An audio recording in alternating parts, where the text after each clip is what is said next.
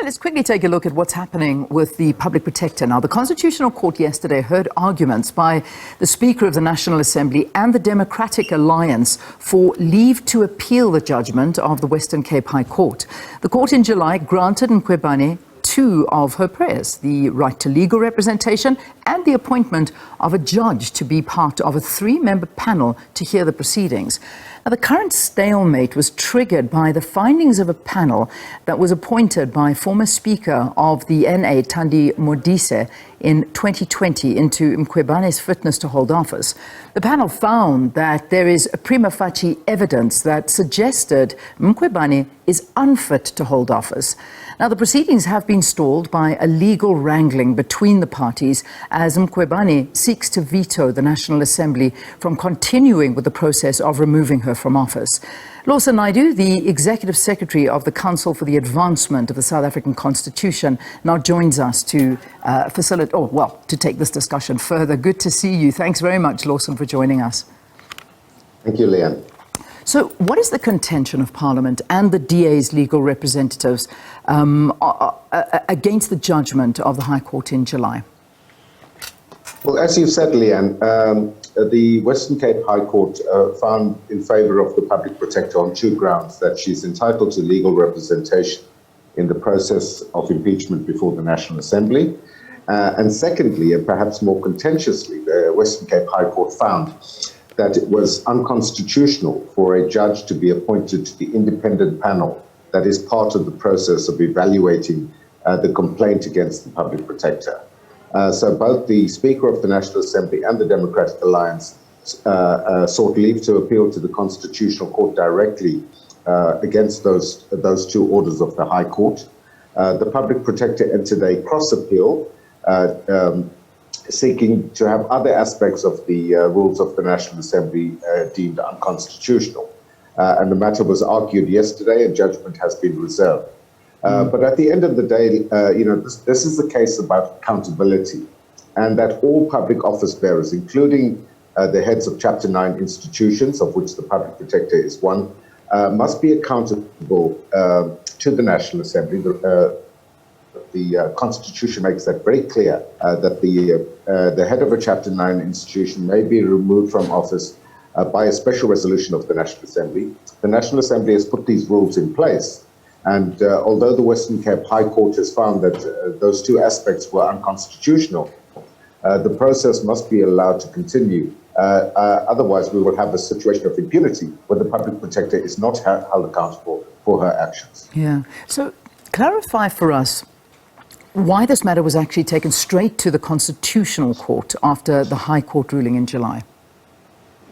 Well, that was a matter for some debate in court yesterday, and both the DA and the Speaker argued that this was a matter of constitutional importance, that it would end up in the Constitutional Court anyway, and given the urgency of the matter, that this issue of accountability cannot be deferred and needs to be resolved as soon as possible, so that one way or the other, if the process were to continue and the Public Protector is exonerated, then she can continue in office without any cloud hanging over her.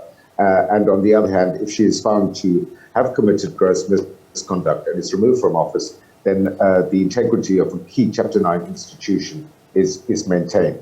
So this is a matter of direct access to the Constitutional Court, as well as a matter of urgency. And I think that's why the Constitutional Court has agreed to hear the matter yesterday, and we hope that judgment will be delivered as soon as possible. Yeah, I mean, basically, I suppose what we need to understand as well is the meaning and the grounds for the Public Protector's leave to cross-appeal. Talk to us about this. Well, there were various aspects of that, Leanne, which I think were roundly dismissed in the High Court, and there's very little chance of success for the Public Protector on any of those grounds before the Constitutional Court, and they weren't really, in fact, pursued with any vigor yesterday by the Public Protector's Council. So the two issues that really in the foreground were the ones we mentioned earlier: the issue of the right to legal representation. The rules had stated that whilst the Public Protector may benefit from legal advice, that legal representative is not allowed to speak on her behalf before the parliamentary committee, the Section 194 committee that has been established. I think, there may be some grounds for the Public Protector's view in this, in that, she could well be assisted by a legal representative. Examples were made of the heads of other Chapter 9 institutions who may not be legal experts, such as the Auditor General, and would benefit from legal representation. But I think the bottom line on that issue is that the Public Protector or any head of a Chapter 9 institution must be personally accountable to the National Assembly. So they can be assisted by a legal representative, but it doesn't detract from their personal accountability to the Assembly. Yeah. And so, the rule should make it clear that the head of a Chapter 9 institution must themselves account, and the arguments can be put forward by a legal representative. I think that's probably the likely outcome on that aspect of the case. The second one... sorry, carry on, Lawson. I'll ask you after that second issue. The second issue, Leanne, is that of the appointment of a judge to the independent panel. Numerous examples were given to the court yesterday of where judges in other matters have been appointed to such panels. I mean, we have the Commissions Act, where judges are allowed to participate, and especially retired judges. And in this matter, we're talking of a retired justice of the Constitutional Court, Besin Kambinde, who led that panel. We've had numerous examples recently: the Party Commission, the Nugent Commission, the Farlam Commission, currently the Zondo Commission, although that Deputy Chief Justice Zondo is an active judge. But examples were made of retired judges who add a veneer of independence to the process and ensures that there is no political agenda at play in the removal of the head of a Chapter 9. So very strong arguments were made that it is entirely appropriate for a judge to be part of that panel, particularly as it is a short-term appointment for 30 days to assist Parliament in coming to the correct decision. And I think the grounds on which the High Court found that was unconstitutional will not succeed in the High Court, in the Constitutional Court. So a question keeps coming up or arising on whether the Parliamentary Committee was to proceed with its inquiry while there really are still some outstanding legal processes. I mean, where does this leave the Parliamentary Committee's proceedings on Mkhwebane? Well, I think this is the basis of the urgency in this case, Leanne, and Parliament has held in abeyance that the work of that Section 194 committee. And hopefully, as soon as judgment is delivered in this matter, which will hopefully be, as I say, not too far away, hopefully early in the new year, then the Parliamentary Committee can continue with its work and reach a conclusion so that this matter can be resolved. It's been dragging on for well over 2 years now, and it does cast a cloud over the office of the Public Protector and the integrity of that office. And it's something that, it should not be tolerated for any longer than is necessary.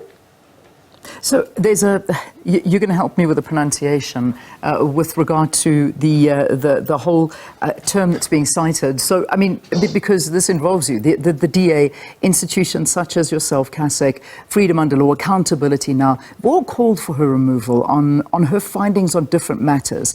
And in this case, your organization and Corruption Watch are cited as amicus curiae. I don't know, you pronounce that for me. But what is the role of your organization in all of this?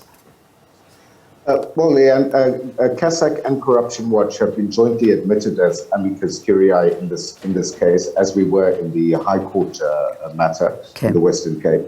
And we sought to make a very specific argument. So the role of an amicus is as a friend of the court, to assist the court by putting forward legal arguments that the parties themselves do not put forward. So our submissions focused on the issues of accountability and respecting the functional independence of the Chapter 9 institutions. We looked at foreign and international law insofar as ombudsmen are concerned. We looked at international best practice with regards to the functioning of the Office of Ombudsman, and as well as examples of removal procedures for the heads of Chapter 9 institutions. And in our scan of the global practice in this regard, it was interesting that we could not find a single example where an ombudsman or public protector had been removed from office through a process. Whenever there were complaints laid against the Public Protector or Ombudsman, that person had resigned prior to any process unfolding. So I think that's quite instructive, particularly in our context. And we also highlighted that there are international examples of where judges and retired judges have been appointed to perform some functions in the public interest. In Namibia, for example, it is the Judicial Service Commission that considers the removal of a public protector. And in that process, judges are intricately involved in that process. And we also looked at the issue of the role of the Speaker in appointing a judge to a panel such as this. And I think it's important to stress in this case that the Speaker appointed Justice Mkhwebane in conjunction or in consultation with the Chief Justice. So it wasn't an arbitrary decision by the Speaker, it was done in consultation with the Chief Justice. So I think those are the arguments that as amicus we brought to the court, and hopefully will be of assistance to the court in arriving at its conclusion. All right, we'll leave it there, and it continues. So thanks for talking to us, giving us a little bit more clarity on the whole issue with the Public Protector and the Constitutional Court. Lawson Naidoo is the Executive Secretary of the Council for the Advancement of the South African Constitution, of course commenting on those matters related to the parliamentary process into the removal of Public Protector Busisiwe Mkhwebane, after findings by the independent panel which found that there is prima facie evidence that suggests Mkhwebane is unfit to hold office.